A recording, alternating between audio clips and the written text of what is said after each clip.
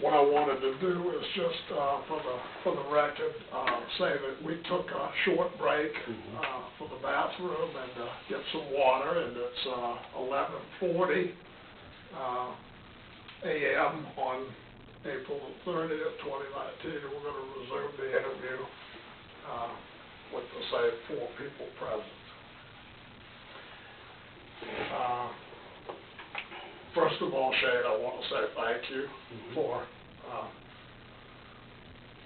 everything that you provided us, and if you'll allow me, I'd like to ask you specific questions about cases in an effort to see what you can recall and remember to the best of your ability. Some of these we have already covered in our interview, but I did want to go through these in some chronological order. Okay. Did your dad ever mention to you a case in Dublin, Georgia, where a man was killed with an axe?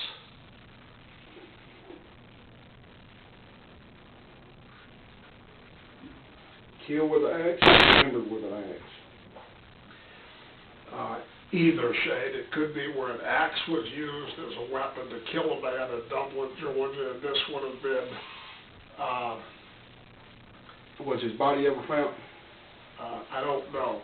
I understand that the case has been confirmed, but I have not researched that. The case would have occurred back in the 60s, 15 years prior to...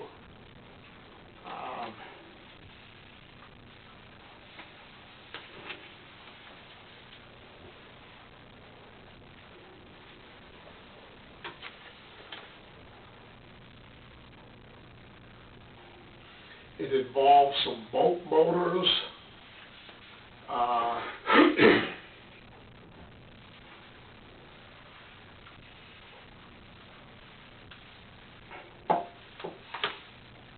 This was right after your dad got married. Did it have to do with a well pump? Very possibly. I've heard something about it. I know very little. Okay. If it is the same case I'm thinking of, my dad and my mama's daddy and mother was involved in that. And it was either a well pump or it might have been a boat motor.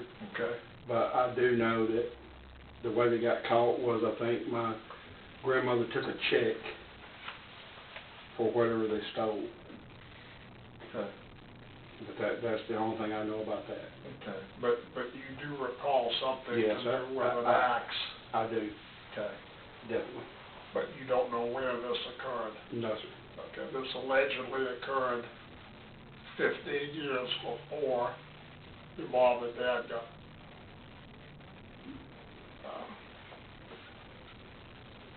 got married. But well, the case in Dublin, I know that had to do with my mom and daddy, my daddy. Okay. And it had to do with your daddy's parents purchasing something? No. What happened was... Get something stolen from them? No, what happened was, somehow or another, they ended up in South Dakota, Dublin. Okay. And I always heard that it was a well pump. Okay. And who was involved in it basically was my grandfather, which would be my mama's dad, and my daddy. And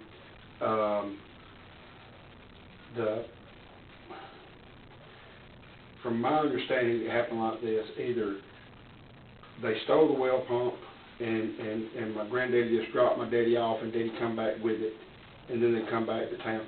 But when they got back to town, I do know that my grandmother, grandfather, and my dad did time, a short stay of time. Okay.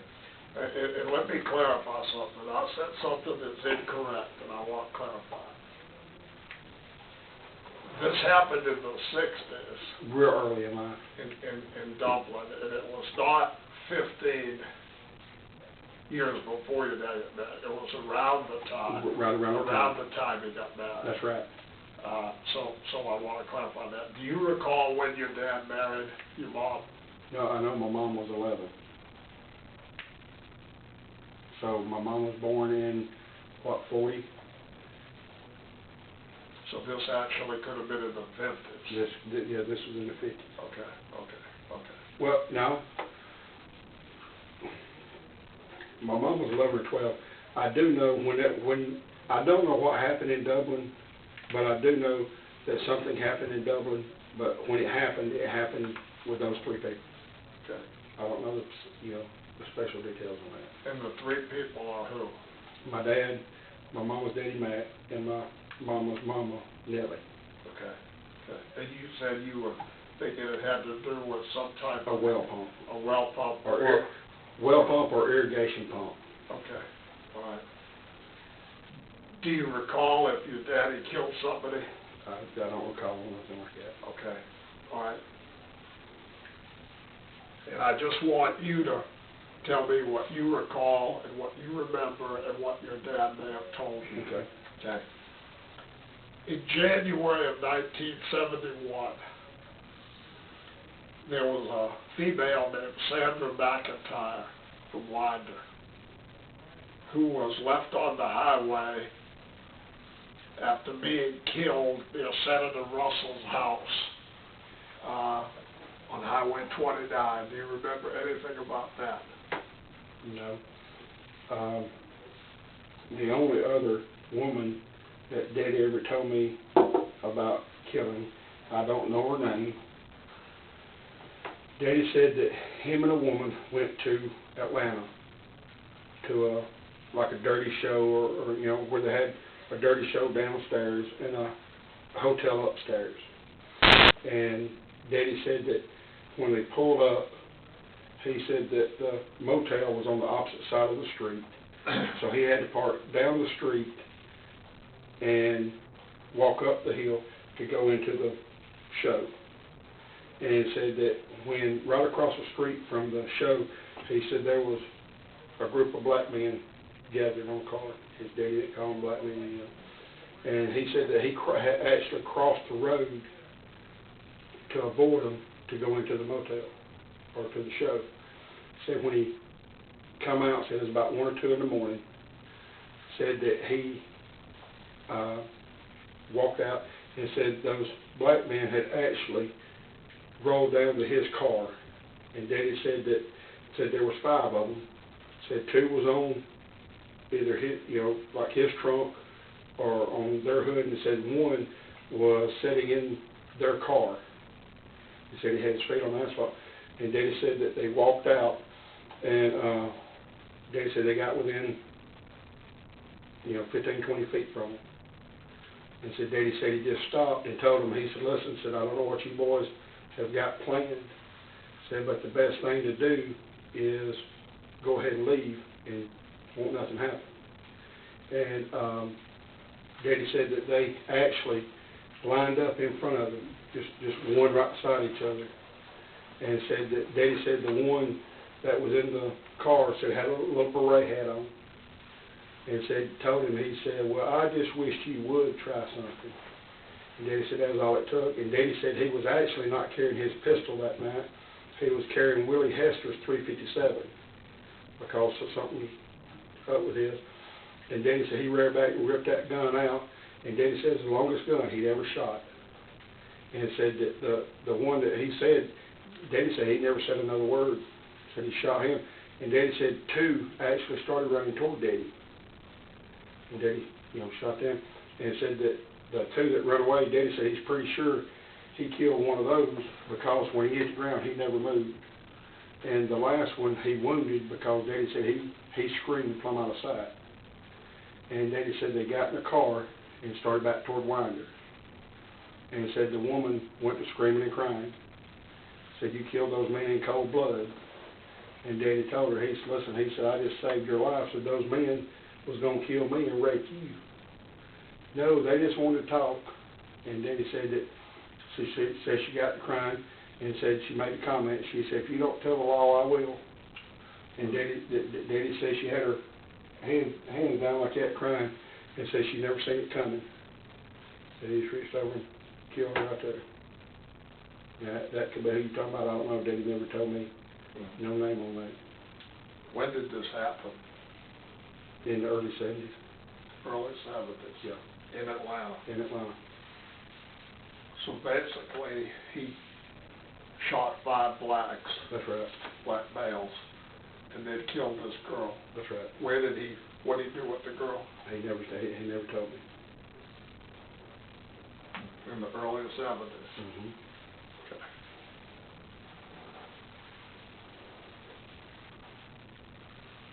All right. In May of 1971, a man was robbed and killed in his store. His name was Dutch Leachman in Oconee County. He was a bootlegger that was supposed to deliver a load of liquor that night to Harold Chansey. I've never heard nothing about that. Okay. Okay. In May of 1971, Sonny Lee was run over by a truck. No, that was Jeek Lee. That was what? Geek? Jeek. Jeek. That's his daddy? Yep, that was actually Sonny's daddy. Sonny's daddy who was run over by the truck. Yep. And that was in Tequila in Gwinnett County. Was your dad involved in his death? Nope, that was, Daddy probably gave permission for it, but that was Bobby Jean Gaddis. Bobby G. Gaddis. Yep. And what transpired there was Bobby Jean was married to Capt, or Mary Gaddis. That was Jeek's daughter. Okay. And now Jeek was Sonny Lee's daddy. Sonny Lee's daddy. Okay. And what happened there was Bobby Jean was going with Mary's sister, Capt, and she was just a small teenager, very, very young. And Jeek was going to kill him. And so they actually held him down and backed the truck over him. Right. That's the way Jeek died. Okay. So Gaddis did that. Gaddis did that. Okay. But it was because, Because Bobby was going with Jeek's youngest daughter, Capt Lee. Okay, in the summer of 1971, a relative of Willie Hester's, his name was Wade Hall. He was a security guard In Clark County. in Clark County at UGA, Yep. and he was shot and killed because he was dating Aunt Simpson, who was a girlfriend of your daddy's. Mm-hmm. Is that right? That's basically right, yeah. Okay. And who killed him? My daddy. Daddy. Okay. Wade Hall was his name. Yep. Okay. Okay. He just shot him and killed him. That's right. Because basically he was dating your dad's girlfriend. I think that Reese Spencer has something to do with that too. Okay. Yeah. what was that date again? Summer of 71. Did your dad tell you that? How do you know that? My Uncle Bob told me that. Uncle Bob, okay. Yeah, I knew the last guy's name was Hall. I knew he was either law or a security guard. Yeah. And I know that's the reason Willie turned on Dad. Yeah. And the next one is kind of what you're alluding to as well. There was a policeman in Widener who had asked Ann Simpson for a date, and your daddy dynamited his car. That's not what happened there. Okay, tell me what happened. What happened there, my oldest brother Stoney, Daddy had bought him a 68 Camaro. And Stoney was probably 13 or 14, shouldn't have been driving. The car that was dynamited was a Pontiac, but they said it was bright yellow, and it was parked at the gas station where Walgreens is now. And Stoney was going home. We lived in Statham, and he had left the pool hall and was going to drive by the bus station. Well, as he was going by the bus station, the deputy, which was basically a rookie at the time, he sees him and pulls him over. Well, at the same time he's pulling Stoney over, Gerald Thomas walks into the pool hall. And Sheriff. Yeah. And I think he was chief of police then. Chief of police, okay. And Daddy, you know, gave him a little money, this, that, and the other, from time to time. And said that Daddy gave him some money. Well, he had his radio on, and while he was standing in front of Daddy, he heard the deputy call for a wrecker for Stonewall Birt, underage driver. And said they just turned and walked out and said that, you know, it was just a race back to the police department. And Gerald Thomas, he also told me this, that he said, but when Daddy walked in, said he was pointing at the officer, telling him what was fixing to happen. And said Gerald jumped in front of him, and what was the deputy's name? He had a funny name. But anyhow, he told him, he said, what you're fixing to do, he said, you're fixing to go out there and give that boy back his keys. You're going to apologize. And he said, and then we're done. And so he come back out and give Stoney his keys. And everybody left. About 2 or 3 days later, Daddy blowed the car up. Policeman's car. The policeman's car. Yeah. But that was all I had to do with Stoney. Now the policeman wanted in the car? No. Okay. No, sir. All right. Well, the policeman's actually good friends with Stoney now. Is he still a policeman? He retired a couple years ago. Okay. And that was next to Patrick Service Station? Patrick Service Station, yeah. The one that's where there's a Walgreens That's right. now? Yeah.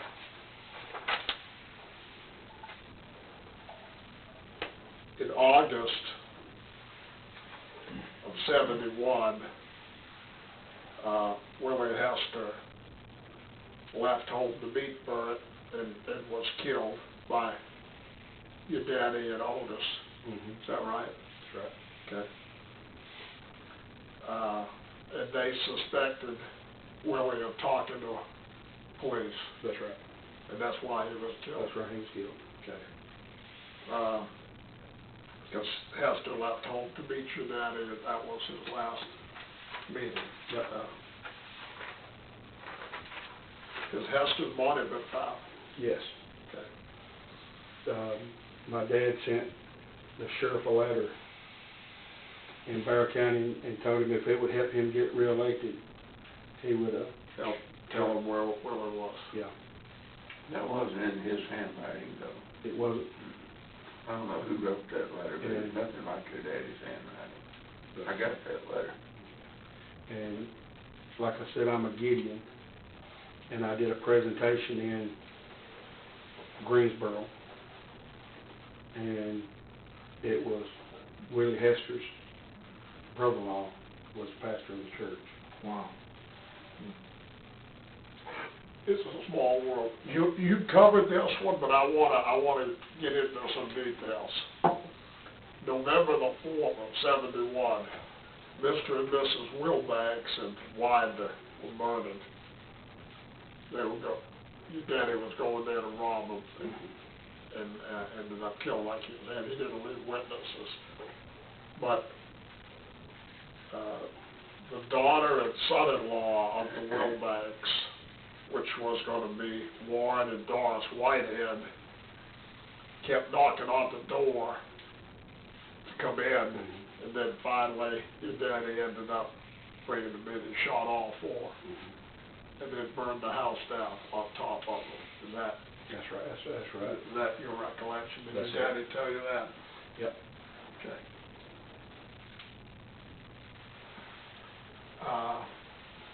The next one, November 22nd of '71, Jim Dawes, who at the time was married to Ruth Jancy, Harold's mother. Birt and Redway took him from the house and put the blocks and coat hangers on him. And you're saying he jumped in on his own, or they pushed him in? No, hey, what happened was, evidently they had him leaning over, you know, the edge of the road, had him leaning over the water. Okay. On a bridge? I don't know if it was a bridge or like a culvert type deal. Okay. And said that he was struggling and fighting, and he actually struggled out of their hands. I got you. And fell in. I got you. And they found his body the next month, In in December 17th. And he was going to testify against the Chancey operation, the liquor operation. I didn't know that. Okay.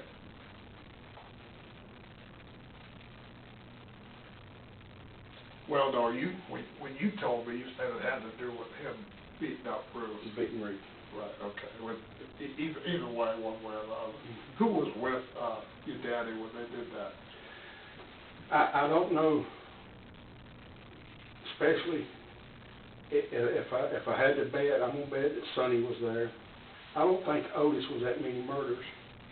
The reason Otis was killed was, I don't know if it was one of the first murders he was at or was close to it. But after that, his wife called Daddy and said, "Billy, you got to come check on Otis." And Otis was actually on top of the house hugging the chimney, saying that, you know. High on drugs. Yeah. Okay, we'll get to him in a minute. The next one is a victim, Charles Martin, who worked at UGA and maintenance. I've never heard nothing about that. Yeah. Okay.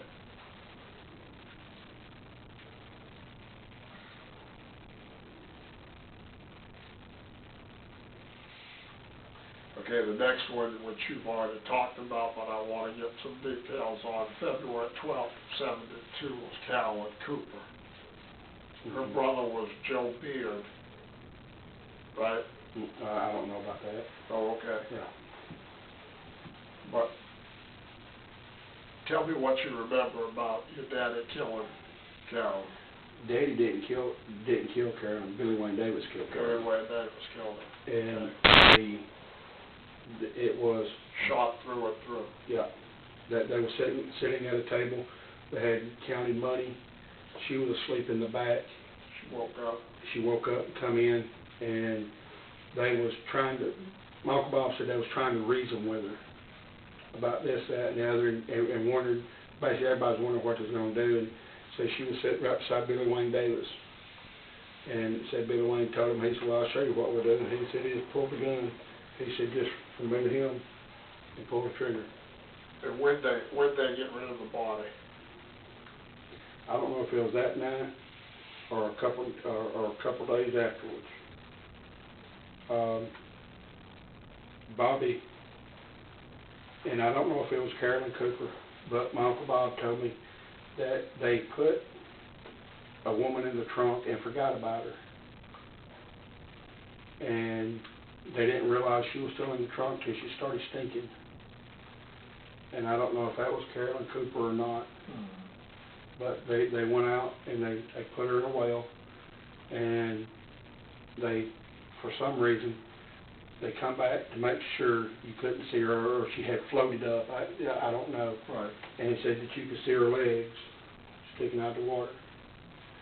And said that they tried to lasso her to get her up. Right. And said they couldn't do that. And said that they finally went down about halfway. And said they took a pair of hole diggers or something and carved out a hole and put stick of dynamite or dynamite gel, and said they actually put too much, and the way the well was found, it blew the top of the well out in the road. Put garbage on top of it, didn't it? I don't know about that. One of the stories I read, so. Were they counting money at that Crow's Club? Is that where it was? It was Tony Royster's club, and it was. What's the name of it, the Crow's Club? But now, I just know who owned it. Okay. And it That was was C.W.'s brother. Yeah. Okay.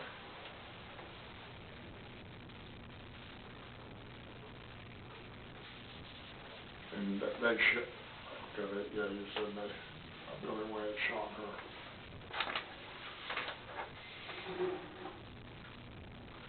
The next one was on June 20th of '72. You covered this, but I just want to make sure we got the details right. Kilgore's, Marion and Beulah Kilgore. They lived on Broad Street in Wyndham. Mm-hmm. And who did that crime? That had to be Daddy and maybe Otis, and I don't know if Sonny was involved or not, but I know Daddy was there. Bobby Gaddis. Bobby Gaddis was there, yes. Okay. Now, outside of everybody, I would say that Bobby Gaddis did more with Daddy than anybody. Yeah. Okay. And he was afraid Bobby would talk. Yeah. Did they say how they killed the Kilgores? I don't think they shot him. I think they just burnt the house down around him. Okay. Okay. They say anything about strangling them or not? Okay, but they burned the house down on top. Did they say how much money they got? They didn't say. Or where they got the money from? They didn't say. I do know that when that right there happened, that had something to, for some strange reason, that had something to do with Ruth, somehow or another. Okay. Because there was a couple times, coming up, Right. and Nana never told me nothing, nothing else. But there was a couple times she alluded to the Kilgores. Okay. Well, somebody had to tell your daddy that they had a large amount of money. Yeah. To get them. Okay, the next one on July 31st of '72 was, the victim was Donald Chancey, which was Harold's cousin. Mm-hmm. Who killed him? Daddy and Bob Jean. Daddy and Bobby Jean. And I want to say Sonny Lee was there. Sonny Lee. How about Otis? I don't think Otis was. The main reason Otis's name got brought up so many times is not because Otis did so many murders. Otis was already dead and couldn't be affected. So when Daddy said that I committed this murder, they say, who helped you? Naturally, he wasn't going to say Sonny or Harold or anybody like that. He would say Otis, because Otis was already dead. Yeah. Did Harold order that hit? Yes, sir. To kill him? Yep. Okay. What that was over was supposedly that Donald was mad about something in the business or money or anything like that, and they figured, whether it be true or not, they thought he was turning in the steels. Right. October 27th, '72, there were two victims in Clark County, James McCarthy and his wife, Helen McCarthy. They ran a Lucky Dollar store on Highway 106. They were robbed and the store set on fire.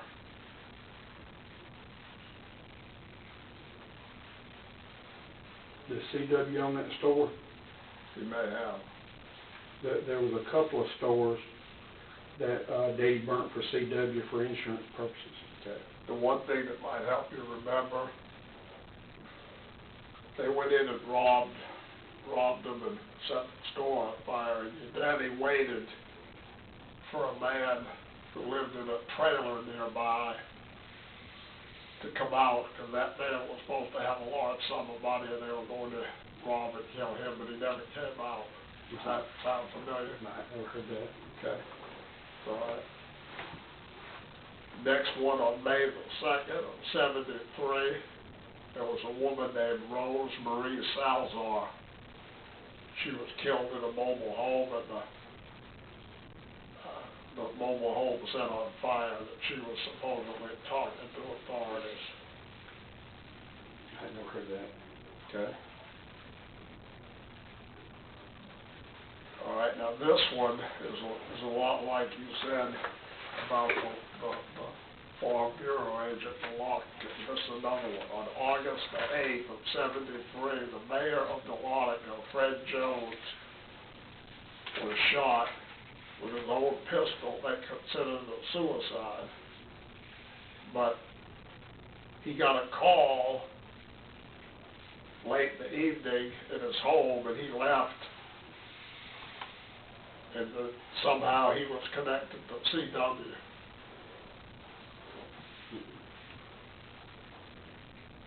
I hadn't heard it. Okay. But they ruled it a suicide, but don't think so. I had never heard nothing about that. Okay. I heard of in Dawson County, they blowed up a deputy's house. Okay. And the story I heard on that was they had everybody paid off, and said that he kept giving them a hard time, and Daddy said that he actually went up there and encased it, and he said when you get dynamite wire, you get two pieces, positive and negative, and so if you say you need 100 feet, you need two pieces 100 foot long. Well, he told Bobby Jean what to get him, and Daddy said he already went up there and stepped it off where he was going to be when he touched it to the battery, was behind a big old oak tree, and said that he got in there and he laid the dynamite out. Well, he got out right in front of the house, and he was just 50 or 60 foot from the house. Well, he said he didn't want to go back in there and take everything up, and said the man had a big old dog house. And said he drug that doghouse over there and got in it, crouched down, and said he took the battery, and said when he touched it this way, he said he didn't even hear the noise. Said instantly the doghouse had this way, and then he said he hit the fetal position, and said stuff was just raining down on him, and evidently Harold Chancey was there with him, and he said, because Daddy said when he woke up, said Harold was slapping him this way, Billy, we got to go. And Daddy said that, but that's one of the only things I heard about in the mountains. He was too close. They didn't get him enough cord. They didn't get him enough cord. Okay. That doghouse, I bet that was a sight going through there. That's right. When you daddy is. Yep. That was all right. Now you'll remember this one. On August the 7th of '73, victims were James Crump Boone and his sister Ollie Taylor. So it was Boone Taylor, and it was in Murrayville.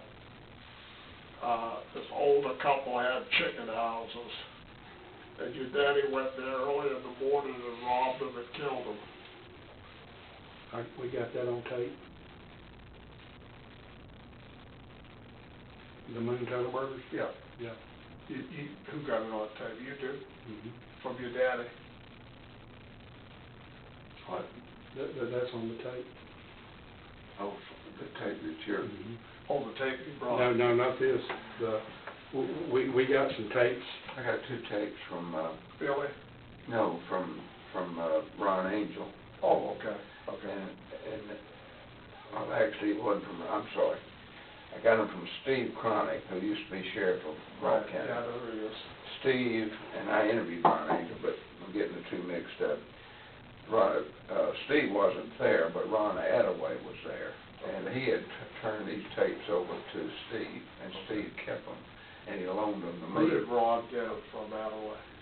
Are you talking about Ron Angel or Tim? Ron Angel. No, Ron Attaway is Yeah, Ron Attaway was there in the room. 1970. That's Jim's dad. He was the chief deputy in Hall County. Oh, really? Okay. 1978, Earl Lee, Ron Attaway,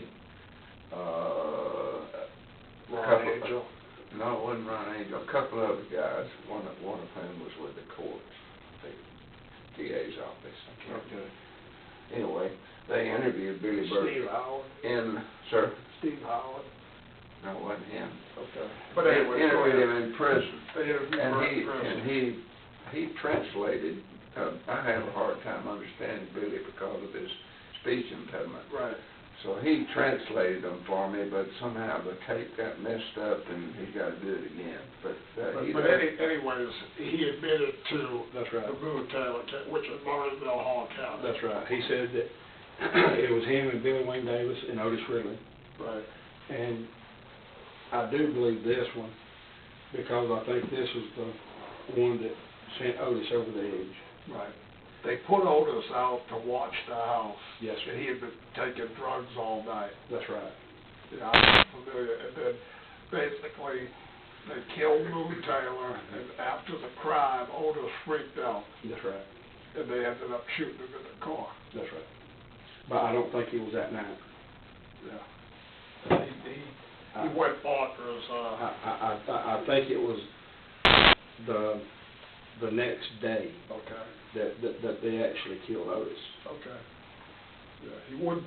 When they left the crime, they had to hose him down. Yeah. Because he was just going. They kept him out all night. He was taking drugs to wash the house for the delivery of drugs. And anyways, they went in. They killed Boone Taylor, and then whether it was that night or the next day, they killed Otis. Yeah. Who shot Otis? If Otis was shot with a .38, I'd say I would have to say that Daddy shot him. Yeah, it was either Daddy or Billy Wayne. Or Billy Wayne. The only reason that Daddy wouldn't have shot him is because Otis had been with him a long time. Right. November the 4th, the Otis Ridley was we've already talked about that. He was killed. He said it was sometime shortly after, either that day or the next day, that he was killed. And then he was buried on the Mulberry River, and they dug him up and found him. That's right. Okay. And then Mike Mason, the one I actually worked in Reds, I think we covered it, but I want to be sure that Bobby Gannis went to the man the day before. That's right. Under the ruse of buying a truck. That's right. Pick up the man, talked to him, and then they went back the next evening, knocked on the door, went on in, ended up killing him, torturing him with coat hangers to get money out of him, and they said it involved some jars. That's right. You don't know where that came from. No, it was out of the barn or the smokehouse. Yeah. That's actually where they found them. That's right. That's right. I always thought that it was the Renz couple, when they were tortured, had a pair of scissors put up under their fingernail and snipped. You understand what I'm saying? Yeah. If that was not so with the Renz couple, there's another couple out there that was done to. Yeah. And what was it? It was they had taken the clippers. They took a pair of scissors, Jammed them up under the fingernail and clipped the fingernails. Well, typically your dad would get information where somebody had a large sum of money. Then he'd take one or two people with him. They'd go on in and force or torture, whatever word you want to use, to tell them where the money was, and then kill them so there wouldn't be any witnesses left. That was. Did he tell you that, or did he cut one of the? Did your dad tell you that? Actually, one couple. I don't know if it was my dad or my Uncle Bob, but I do know that might have been when my Uncle Bob decided not to go with Daddy anymore during that one. Did he ever tell you, and I don't want to suggest anything to you, we've already talked about this, did your daddy ever tell you how much money they got from the Flemings? He didn't tell me how much he got. He said, but it was a whole lot more. Yeah. That- See, Billy Wayne testified that they got 4,000, and it was a whole lot more, because your daddy out of his own mouth looked at me and told me it was 40. Yeah.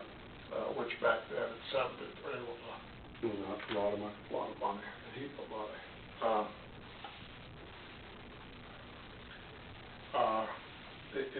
This may be what you're talking about now, but have information that your daddy robbed and killed a doctor and his wife in Winterville outside of Athens. You know anything about that? It's according, if the Frank Mills Smith, that's them. Okay, figured out. I don't recall in the Fleming case, and I went to the autopsy on the Fleming murders, but I don't recall the fingernails being clipped, but I've got the autopsy reports with me. I'll read them again. Yeah. To see. And Dr. Howard, Larry Howard, the doctor, he would have noticed that. We've already covered this, but you told me about the insurance agent in Widener that your daddy Bob blew up his car without him, his office, without him, office. and then went back with Billy Wayne Davis and killed him, That's right. shot him with his own gun. Well, the way you'll know this, I don't know what kind of police report they done, but if you, there was a bullet hole in the ceiling. There were two bullets gone out of the man's gun. One was in the ceiling, and the other one was in his head. And they declared it a suicide. They declared it a suicide. Yeah. Did your dad say how the bullet got in the Said when ceiling? said the man come out with a gun and was going to pull the trigger, and he was in the process of pulling the trigger when Daddy got his hand. Pushed it up. He pushed it up, and it went off during that time. And, you know, Daddy was one of the strongest men you'll ever meet. And he just took the man's hand and pulled it around to him. And What you just said is true, because Billy Wayne Davis told me that Billy Wayne Davis was afraid of your daddy. yeah. Physically afraid of him. This is a very well-known case. It's gotten a lot of publicity, but Dr. Warren and Dr. Rosina Matthews were murdered in Cobb County in their home on May the 7th of 1971. Your daddy ever said anything about that? My daddy never did. My Uncle Bob told me about it. What did he tell you? He told me that it was a bloodbath. Well, the woman came out shooting. And it said once the woman come out shooting, said everybody went to shooting. Daddy asked, that's where Daddy got shot in the leg. Okay. It was right there. Okay. And it was, I want to say it was Daddy, had to be Bobby Jean, because Bobby Jean was actually the one who had gonna cut the bullet out of Daddy's leg. Sonny and Bob Birt. Sonny Lee broke his foot. Daddy was shot, and I just had a hard time with that one. well, evidently that they said that the people had been robbed a couple times before. Yeah, they were both pathologists, and that was the case where they convicted the wrong 7 people, and then they were, case was. Now my mama, he called Bobby Lee Cook, and Bobby Lee Cook was the lawyer for the other people, or 2 of the other people. Right. And my daddy told my mom to call Bobby Lee Cook and just ask him one question, and one question only. Said, do you want the murder weapon that killed the Matthews couple? Said Bobby Lee told us to not say another word. Said, meet me here. And the money that Bobby Lee Cook provided actually bought my daddy's cemetery lot. Did they get the gun? The gun was, Mama said yes. Yeah, she said, Mrs. Birt said yes. Bobby Lee Cook said no. Whose memory is failing there. Yeah. I trust Mama. Yeah, she said that the gun was behind a convenience store. I asked Bobby Lee Cook by email, and he said, I don't recall anything about that. I don't blame him. Yeah, right. All right. Another case, Max Sibley, who was a gambler in Douglas County. He was robbed and killed. I heard a story, and I don't know if it was this man or another man. Daddy told me that Billy Wayne Davis had bought a motel from a man for $80,000, and it said that after the transaction had taken place, said the man didn't make it another 10 minutes. But then Billy Wayne Davis had a signed certificate and a closing and everything like that, plus his money. I don't know if it was that sibling or not, but I don't either, but Max Sibley was a gambler and Billy Wayne was a big gambler, and he was in debt heavily to Sibley. I actually worked this case with Earl Lee years later, and your daddy testified against Davis in this case, and Davis was convicted.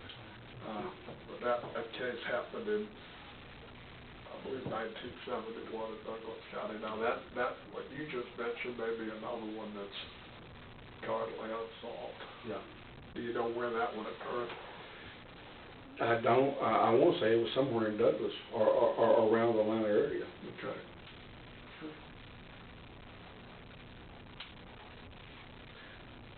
I think that was around the Atlanta area. I don't.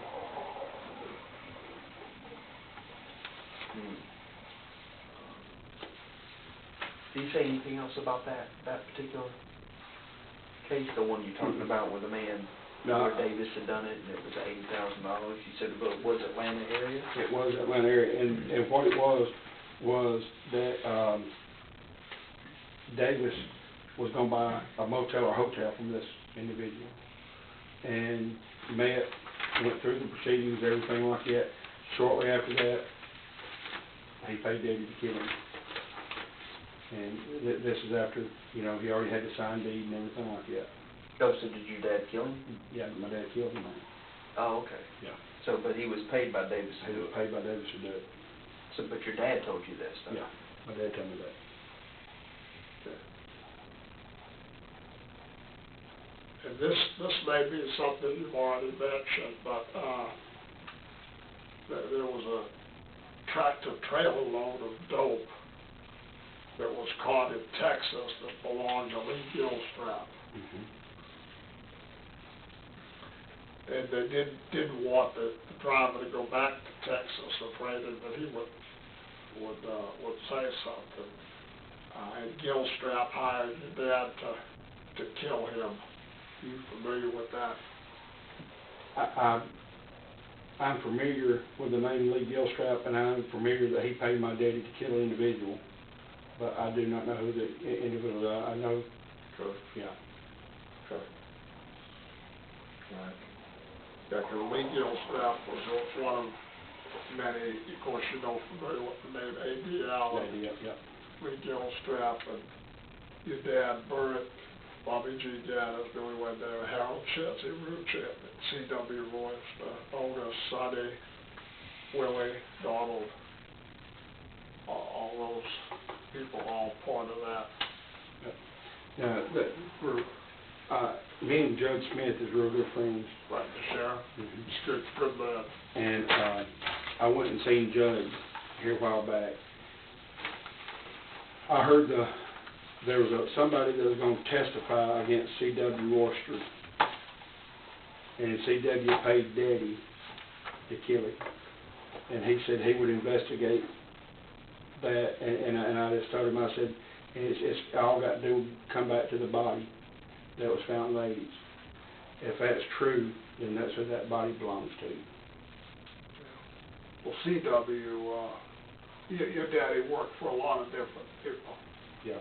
I mean, whoever would pay him, and that, like you said, it was a business to him. Yeah. Actually, you hire him, you pay him, and he kills the person. Yeah. End of story. Well, out of all of them, Daddy hated C.W. He literally despised C.W. Royster. Yeah. And C.W. had a store that, and it was in the Bogart area. He hired Daddy to blow up or burn down, and Daddy told him to cut the gas off. And my dad and my Uncle Bob went down and burnt the store down. Well, they had a bunch of gas in there, and so they had gas all over them, all over the store, you know, and said that about that time the hot water heater kicked on, and said Daddy lost it, and got out of there. Well, you know, naturally the store went up, but Uncle Bob told me, he said that he made C.W. pay him double. He said simply because of what C.W. was trying to do was get rid of Daddy, because C.W. was scared of Daddy. Well, most of the law enforcement back then on the take, received money. From my daddy? Yes. Yes. For protection. Yes. Because I know for a fact local law enforcement did not fool with your daddy. Well, and I think for the most part it was for the money, but for the other part they knew who Daddy was. Fear. Fear. Yeah, a lot fear. No, there's no need to beat around the bush. I think they were afraid of him, and then he paid them, which was double insurance for him. That's right. They didn't stop him either. And No. the story you told about your brother being Mhm. stopped, and then the officer having to apologize, giving the keys back. Yeah. I think that officer figured out you don't mess with No. the birds. Well, the day that the man's car was blown up, Gerald Thomas fired the boy. He wasn't a deputy no more in the city winder. Right. The Travelers Motel, you know, it was blown to pieces. The reason it was blown to pieces, and I don't know if it was Howard Austin or John Robert Austin. I know it was either one of the two. Daddy was in the motel with a woman, and they was in the shower, and Daddy, you know, they was naked. Daddy didn't have a gun, nothing like that. Well, one of the two got a key and come in, and Daddy said that he opened up the bathroom door, walked in, slid the curtain open, and said he was standing there and already had his revolver and had it cocked. He told him, so Birt said, "You're not welcome here." They said, "That's fine." And he says, "Let us get right off and let us get our clothes on. We're sorry to impose." They left the next night. That's when the Travelers Motel blew up. Yeah. Well, he blew the insurance agent's office up that wouldn't pay him to For fixed car. and then he killed the insurance agent. That's right. And then, Well, Charlie Reed is actually the one who blew it up. Daddy, what happened was, Daddy put the dynamite up under the agency and ran the leads out beside the telephone post and told Charlie at like 3:30, whatever you do, be here, just have a battery and touch them to the battery. Well, Daddy and Bobby Jean, they went to near Dawsonville and said they knew an old man up there that run a store and that he would cook breakfast, anything like that, but yet if he seen a load of whiskey coming through, he would tell him. And so Daddy said that about the same time he told Charlie to be there, said him and Bobby Jean pulled up, and Daddy said he had some just empty boxes in the back seat. And so when he got out, he told Bobby Jean, he said, put like 80 pounds of air in the tire of the 64, double what you're supposed to have. And I told the man, he said, fill it up with high test. And so the man was filling up with high test, and Daddy said they ate and everything like that, and said that at the time, said Charlie showed up, touched the battery, and it actually blew the convertible top off of Charlie's car when he done it. But Daddy said they didn't get back in town good, and the police picked him up and said that he drug him in and said the agent come walking in, and he said, Birt said, I was going to pay you for your car so you didn't have to blow my place up. And Daddy said, whoa. He said, I told you there was no hard feelings. And said that there was questioning and said, well, if you didn't do it, where was you at 3:30 this morning? Daddy said he turned to Bobby Jean and said, Bobby said, where was we at? He said, well, I think it was up there eating breakfast. So they shot up there, and that man said, yeah, they was here. They said they had a load of whiskey too. So that's the way Daddy covered his tracks on that. Yeah. Who killed Charlie Reed? I don't know who killed him. He got out of prison, then he got shot and killed. He got out of prison, he got shot and killed. The man never spent a day in prison. You killed him? And one of the people, they made a comment at trial, said, why are we trying to send this man to prison?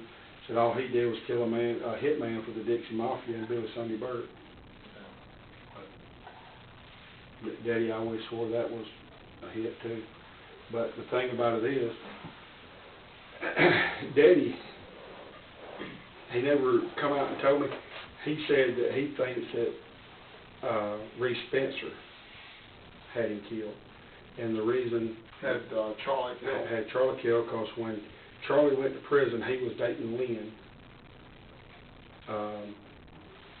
Reese's wife. And when Charlie got out, he started coming back around Lynn. And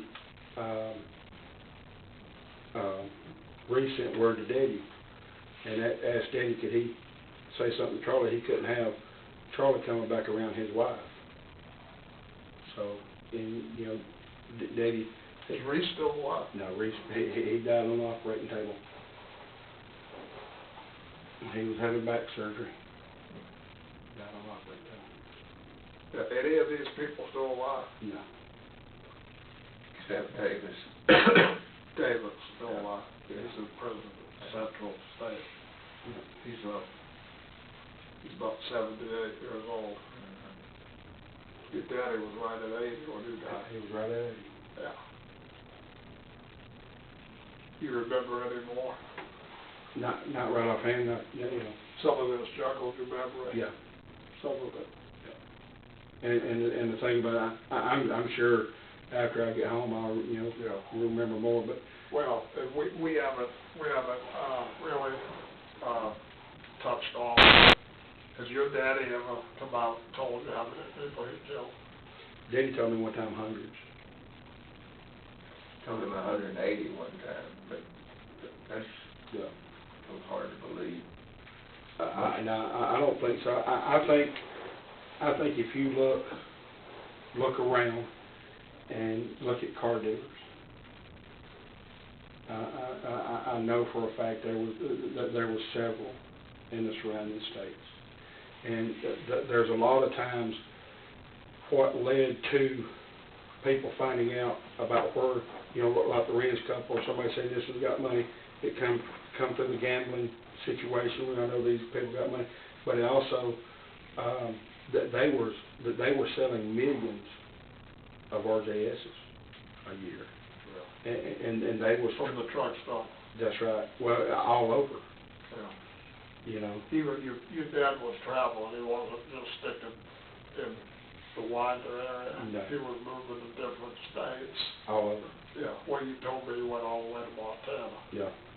All the way up to West Virginia, over to Texas. I mean, there's no telling where he'd go, because he'd just eat RJSs and he'd drive and stay awake the whole time. That's right. He'd drive to Texas, kill someone and drive home without ever going to sleep. That's right. And there's no telling how many he's killed. I mean, I have no idea the number. Well, see, and that's just like, the reason I don't believe it's 58, it's just like this right here. If you count the 5 men on the streets of Atlanta and the woman, that's 6. And that wasn't even mentioned in this intelligence. And then if you look at the 4 people in Louisiana. And the thing about it is, That's 10 right there. that's 10 right there. But what Daddy is, it's just like when you said that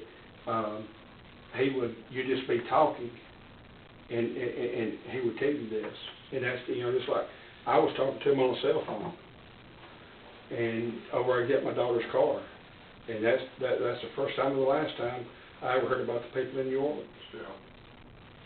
Your dad was, like, it was interesting the way he mentioned to me that they got $40,000 from the Fleming. I mean, when I talked to him about the case, it's, the standard answer your daddy gave, well, I ain't killed nobody.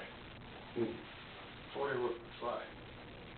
And, but when he would, talking to you, fresh in my memory, he would talk to me years later, and he would just casually drop something on you about a crime.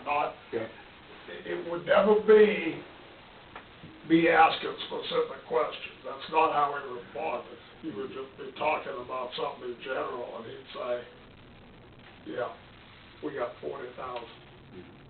Now, any more detail? Nope. And he wasn't going to talk in detail about that Fleming case, but that Fleming case bothered him. Yeah, real bad. I know it did. Yeah. And he was a bad hombre, but that still bothered him. Yeah. That was the beginning of the end. He told my yeah. mama. He told my mama. He said, honey, a bunch of people's leaving. And he said, I'm the only one coming back. And if they hadn't got Daddy when they got him, everybody would have been dead. Well, he was spiraling. Yeah. And what happens to a killer who's killed a lot of people? Eventually, they spiral. Yeah. They spiral out of control. Yeah. I've dealt with enough of them. They just literally can't control themselves. Yeah. They get so paranoid. They eat so much alcohol and drugs to deal with it.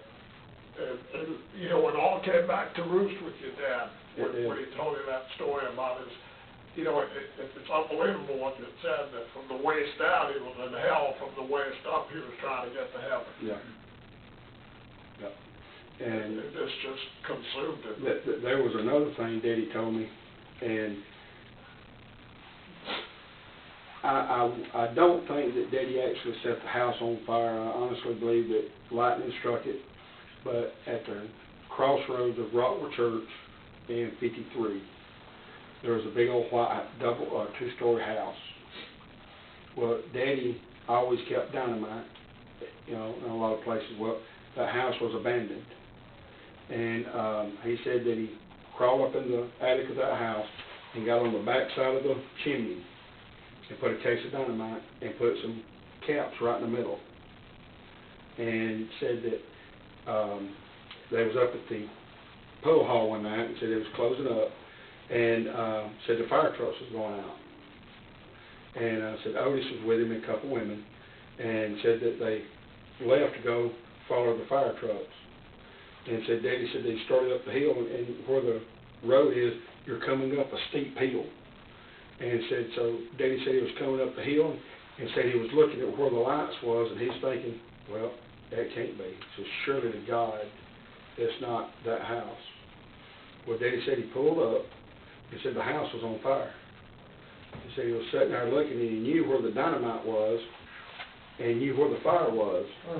And so he said that there was no way he could go up and tell the law, hey, you got a case of dynamite right here. He said because all they do is, send me to federal prison.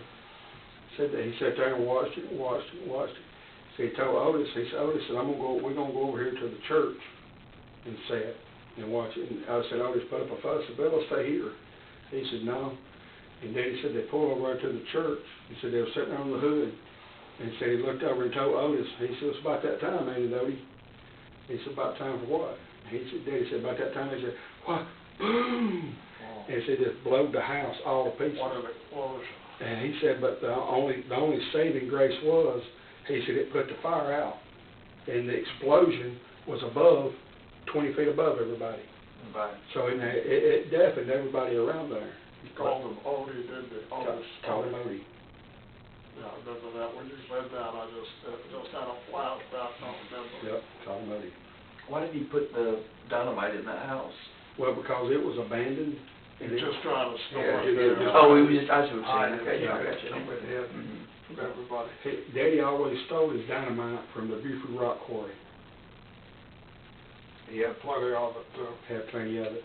He didn't even hesitate a minute to blow somebody up or something. You know, well, we all don't have to convince each other in this room that Felix Sunday Birt was a bad man. He was the most, he was actually the most dangerous man. And see, Daddy's always told me that if he goes to the death chamber, that's what he deserves. He said every man back there deserves to go to the death chamber. He said if you put us all in the chair and give me the button, he said as long as we all go, he said I'll pull it. He said I pulled it 1,000 times over. Was he afraid of death? No, not a bit.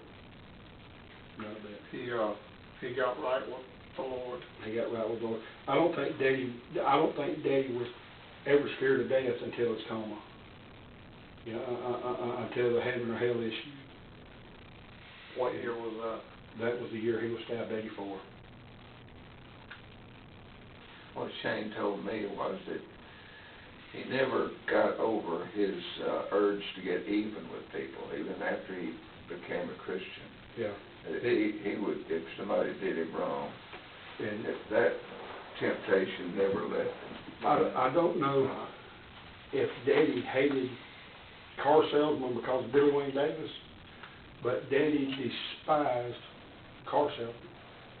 And Teresa, the lady who went and seen my dad on a regular basis, I'd go down there and stay with her when, you know, going to see Daddy or you know, something like that. And I went down there one day and I told her, I said, you know, or she told me, she said, your daddy's a changed man. She said, he don't think like he used to think. And I said, no, I said, my daddy's caged. I said, but don't think that my daddy's changed. And she had bought a car, and they had seen her coming, and when I say they raked her through the coals, they raked this poor woman through the coals. And she said, well, don't mention it to your dad. She said, he's mad. So we got down there, and I told you my daddy had 2 different color eyes. So we're sitting there, and I was talking to Daddy, cutting up with him, and I told him, I said, Daddy, I said, what do you think about the deal she got on her car? And he got a real white, pasty look, and it didn't take about 2 minutes for his eyes to be the same color, and he just shut down, just as you ever seen. And he sat there and he thought a minute, and he was pointing his finger like that. He said, I'll tell you what I'd do. He said, I would take that car back, give it back to him, tell him make no hard feelings. He said about 2 weeks later, he said he'd wake up in his bedroom, and he said, I'd show him what hard feelings was. Oh, yeah. When Billy Birt told you there ain't no hard feelings, that was it, and, you know, and that's what. And I looked at Teresa, and I said, and you honestly think he's a changed man? Well, he is a changed man, but inside, right here, maybe the heart's changed, the head ain't changed. No, and see that's what I told Phil. I said we all have to face our demons, and we all got problems, places where we struggle. Some of us might be adultery, some of us might be, you know, the drinking or drugs or porn. You know, sure. Everybody, Daddy's was just the fact that if he had to get even, he was getting even. If he perceived you as having wronged him, it was over. Over. Yeah.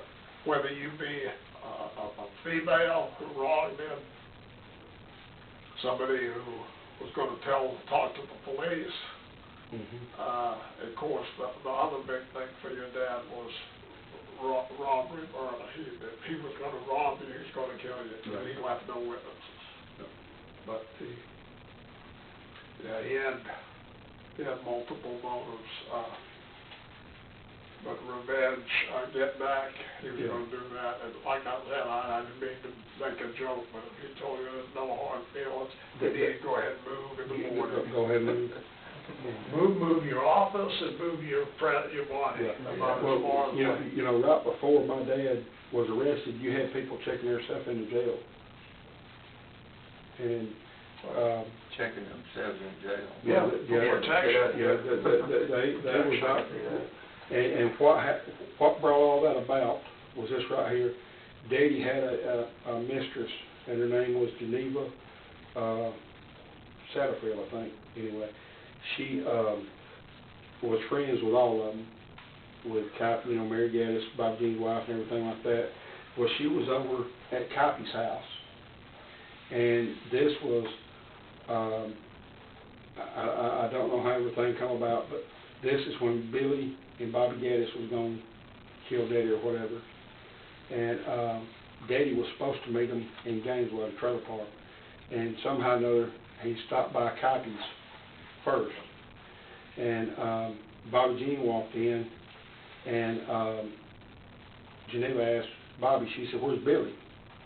And he told her, he said, "Don't you worry about Billy." He said, "You'll never see Billy again on this earth." And she said, "I bet you $100. And said about that, within 4 or 5 minutes, said Daddy come walking in the house.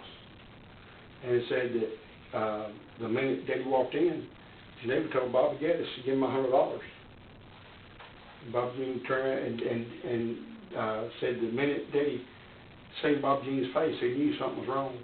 And said that, he said, "What do you owe $100 for, Bobby?" She said, "Tell him." She said, and Geneva told him, she said, he said, "I'll never see you on this earth again."